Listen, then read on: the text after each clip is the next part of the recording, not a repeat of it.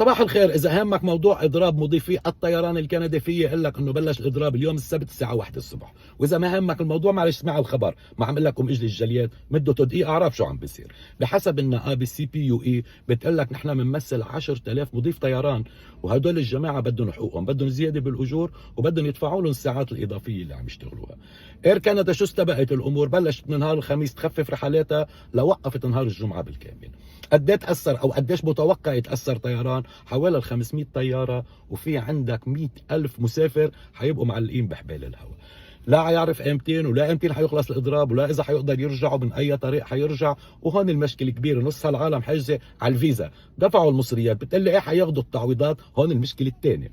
بحسب شركه اير ادفايزر الرئيس التنفيذي تبعها قال لك ما اصلا اني بالتعويضات الشركه عندها مجازر، واجت هلا بتعمل اغلاق حيخسرها 40 مليون دولار زياده، وياما عالم ناطره الى اكثر من سنين ناطره. قال لك 1000% زياده عن الخدمات الخاصه ليدفعوا التعويضات.